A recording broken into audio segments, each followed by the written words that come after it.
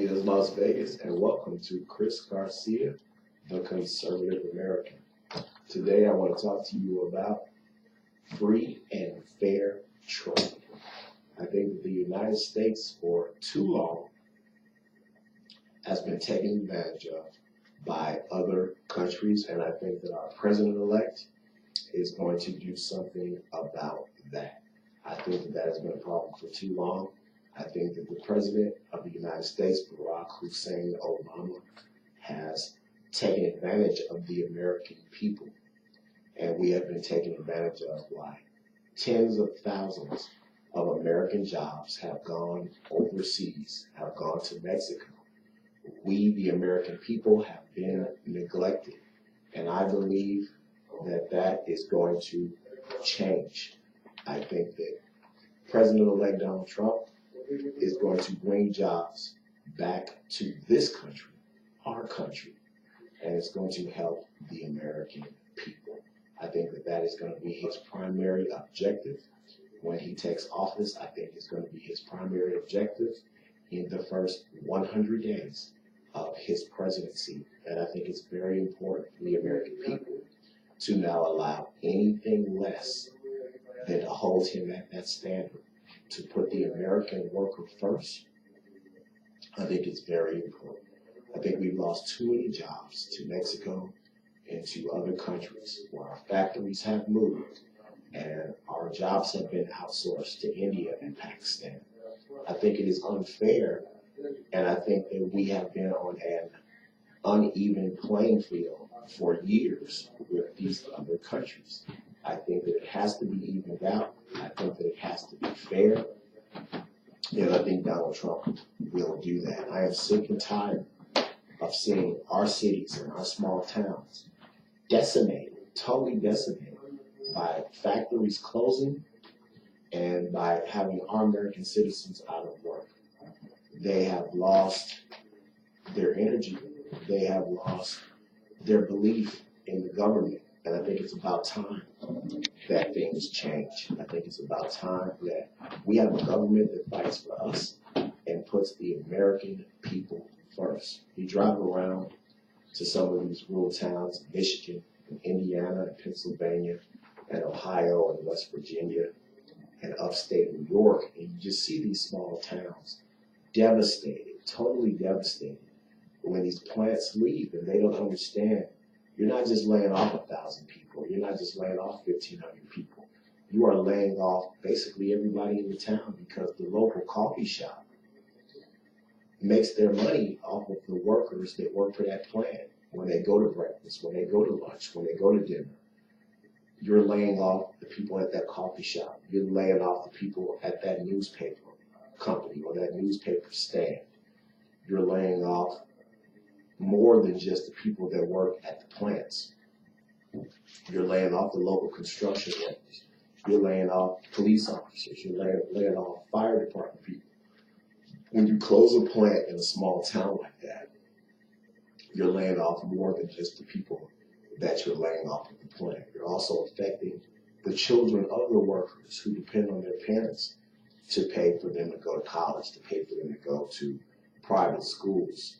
You know, you're taking away their choice and their ability to have a future.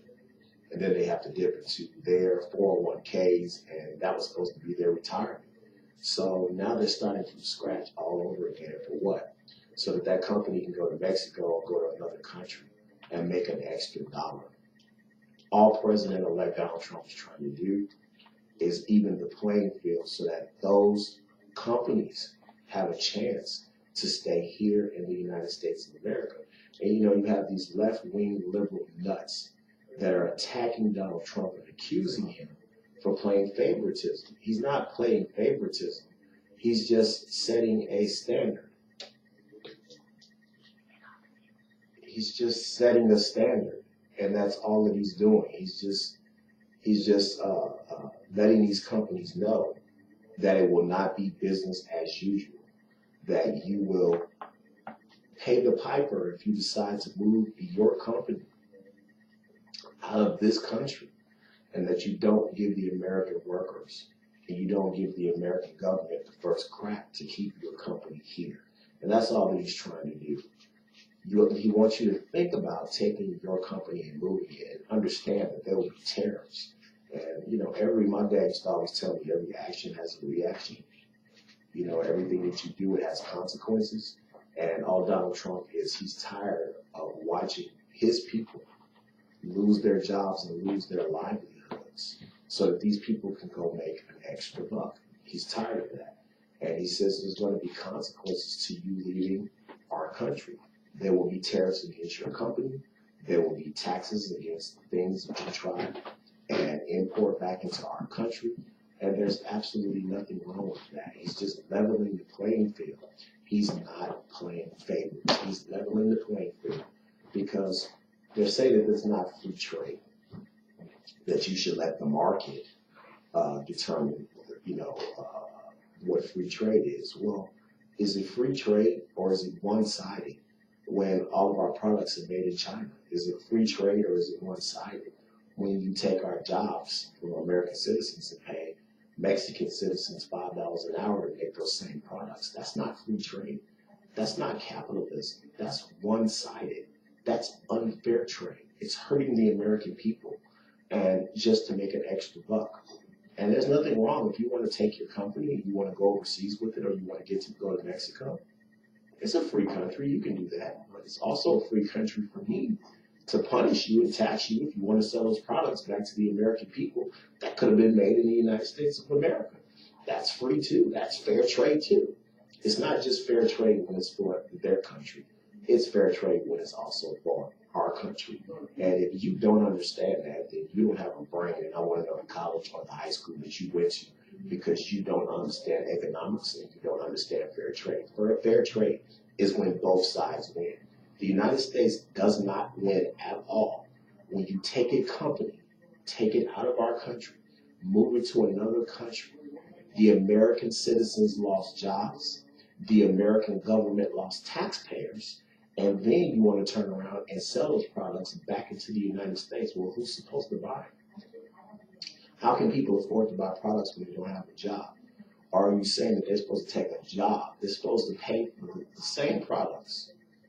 They're supposed to pay the same amount of rent. They're supposed to pay the same amount of mortgage. And they're supposed to make half the salary that they used to. Is that fair trade? That's not fair trade. They're saying, well, these citizens should get an education and should get a better job. Well, let me tell you something. There's only so many technological jobs to go around. If every person went to college and got a degree in technology, got a degree in computer, being a computer analyst or something like that, there's only so many of those jobs around. You still have to make stuff. You still have to manufacture stuff. And if it's not important, if everybody should have a tech job, then why are you moving your plants to other countries to manufacture things? So manufacturing steel and coal and cars and clothes, it's still the number one industry is manufacturing. It's not tech. Tech is fantastic, and I'm glad that everybody wants to be new age, everybody wants to be up to date. But first of all, everybody's not going to go to college. In the greatest society in the world, everyone's not going to go on to have higher education. I was fortunate enough to do that. But let me tell you something, it's very hard and it's very expensive, and everybody's not going to get that opportunity. Everybody in Mexico is not going to college, so why are you moving your plants down here to have things manufactured? Because manufacturing goods and services is still the number one industry in the world. Why are we exporting so many things from China, importing so many things from China, if manufacturing is not number one? Their whole economy is built on manufacturing. Their whole economy is built on making things and reselling it to the United States. Their number one importers of their goods and services is the United States of America. So manufacturing is still the number one industry. That's economics 101. It is not technology. That is fantastic, and I know that's the wave of the future or whatever, and that could be. But right now, robots are not making color. Right now, robots are not making our jeans. People are. Right now, manufacturing and manufacturing services is still the number one industry in the world. And if it wasn't, we wouldn't be trying, all these companies would not be trying to send these companies overseas to squeeze out another dollar to pad their pockets. So it must mean a lot to them. And if manufacturing was a number one, then we wouldn't be reselling all of these goods and services back into the United States of America. So all Donald Trump wants to do is have free and fair trade. It's not, I'm a nationalist and I would love everything we bought and sold in the United States. That's fantastic. That's not realistic. I understand that. What's realistic is that you got to deal with the rest of the world. You have to trade with the rest of the world. But I just want us to be not at a competitive disadvantage. I just want us to have an opportunity to compete with the rest of the world because, I take care of my home first. I don't take care of other people. I don't take care of other countries. I take care of my own citizens in my own home. And it's good to see a president care about the United States of America first because that should be first. I'm tired of having politicians, congressmen and senators that lay down for these lobbyists and sell out the American people. I'm tired of it. The American people should come first. And that's why he's putting a ban on people having lobbyist jobs in his administration for at least 5 years. Because he knows that these elected officials are bought and paid for by these large companies from these other countries. They're bought and paid for. And they're thinking about lining their own pocket. And that's the good thing. Everybody talks about this billionaires club. We know a good thing about having a billionaires club and a billionaire president. He doesn't worry about having to have his pockets lined because they're already lined pretty deep. Donald Trump's pockets run very deep. So he doesn't have to worry about squeezing out an extra few bucks from selling out the American people like the Clintons did and like Obama did, to China and to these other countries. He already has his money, so he is really looking. And I think that he has had his lunch handed to him. Donald Trump has filed for bankruptcy 4 times. And I think a lot of it is because, American companies such as his are at such a disadvantage globally. And I think that he has had to restructure and start his business over 4 times. Basically, that's what bankruptcy. You're restructuring your company. And he's had to do that 4 times because he feels like we are at such a competitive disadvantage around the world. He has holdings and he has businesses all over the world in multiple countries. So he sees the disadvantage that American businesses are at, especially in China. And I think that that means a lot to him is that the American businesses and the American people, especially with China, have fair trade with China. He feels like China has eaten our lunch and taken advantage of us for decades. And he has seen what that has done to the United States of America. He's seen what that has done to the American people. And he's seen how it has infiltrated the American government. And they are only worried about lining their own pockets. And I think that Donald Trump is going to have an even playing field for us and the American people. And it's just amazing what he's done. He's not even the president yet. He's been the president-elect for less than a month. And you already see him wanting to restructure the deal with Boeing. I mean, $4 billion for one plane. I'm sure you can find another company to build Air Force One for less than you can have 4 planes built for $4 billion. It's not that he's saying about the cost, but he wants to get a bang for his buck because the American taxpayers are paying for that. That's a contract with the U.S. government, so the American taxpayers are fitting the bill for Air Force One. And trust me, we all want our presidents to be safe, but $4 billion a plane is a little bit ridiculous. And I think that Donald Trump is going to look at each and every governmental contract that he possibly can. And when he talked about draining the swamp during the election, this is exactly what he's talking about. The American taxpayer. The reason why, spending is down in this country, saving is down in this country, is because the American middle class is being squeezed. The American middle class is the taxpayers. People always talk about the top 1% pays 80-something% of the taxes. That's a bunch of baloney. Anybody that's went to college for anything about economics understands that most of those taxes that they pay are tax write-offs. They get that money back at the end of the year and some. They're not losing money when they pay taxes. They are making money. Trust me. They get all kind of tax write-offs and tax incentives from the federal government the more money that you make.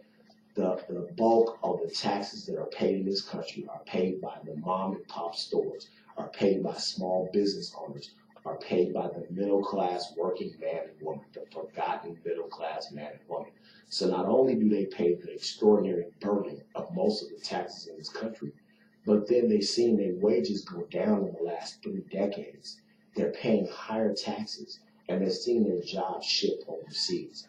They have been screwed over and over and over again by our government, and we are so blessed to have a president that wants to fight for the American people. That's very important to him, and I know that that's the number one thing on his agenda in the first 100 days is to look at each and every one of these governmental contracts and find out where he can save money for the American taxpayer. It's so refreshing. Have you ever heard of a president, not even president yet, but president-elect, and he's already looking at Boeing and Air Force One and how he can save money for the American people? I find it to be absolutely refreshing, and I think it's just the beginning. I think he's going to do that with absolutely every governmental agency, governmental contract, and he is going to find a way how to save the American people money. I think it is absolutely brilliant, and I think it's absolutely so refreshing. He's going to handle the business side on the foreign policy side. He always used to talk about, if you remember, all of the generals that endorsed him. And you know what? He's repaying them. 2 more generals he's hired on, Secretary of Defense and Secretary of Homeland Security, General John Kelly and Mad Dog Mattis. And I think that he is definitely going to reward people that supported him early on. He went to military school as a young lad, and I think he understands that military people have the discipline, and they make decisions with unemotional, and they do it in the best interest of God, their country, and family. And that's why he's hiring these generals on for these top positions as far as securing our nation. I don't think we have enough. My dad was military for 21 years, and I think he produced a pretty good son, conservative son sitting here. And I think that we need more military people to be in the federal government. I think that they will be cost efficient. They will make sure that the swamp gets drained, and they are frugal. And that's what we need. We need people that want to get the best done for the cheapest price at the taxpayer's service. You want to make sure that the taxpayer is not getting screwed anymore. We're tired of the American people working hard, paying higher taxes than anybody around the world and any other country. Our middle class is being decimated. And he spoke directly to the people. I'm from Illinois. He spoke to the people in Iowa and Wisconsin and Michigan and Ohio and Pennsylvania and West Virginia and Kentucky. He spoke directly to those people. I thank you so much for watching my show. I just wanted to make it a point of please call in. We have so many big guests coming on the show in the month of December. You can also watch me on Face the Tribune. That is with the legendary Rolando Ross. You can Google Face the Tribune and watch those shows. I co-host on YouTube, Face the Tribune. And last Friday we had the District Attorney, Steve Wolfson, on of Clark County. And those are the kind of guests that we have coming on. We talk about so many things. We had a guest on the other day here on our show. We, talked about the unlawful taking of his property. They took a couple of his vintage cars. I believe he will be back on Friday, and we will continue that discussion. And, so many unlawful, un-American things are going on all over our country. People's properties are being seized illegally, and we just have so many things going on. And the government isn't talking about it. And Donald Trump, I believe is going to give people back their rights. People feel, reinvigorated again. People feel alive again because they feel like, the Constitution will be followed. I believe he will appoint Supreme Court justice that will be constitutionalist and will follow the Constitution to the letter of the law. And America will be great again. This is our country. It's the country of the people, for the people, by the people. And we need to take our country back. And I will be with you every step of the way as we take our country back, make our country great again, and support Donald Trump. I believe in 4 years, it will be an electoral college landslide. Remember, you heard it here first. As this show just gets bigger and bigger, I get hits all over the country.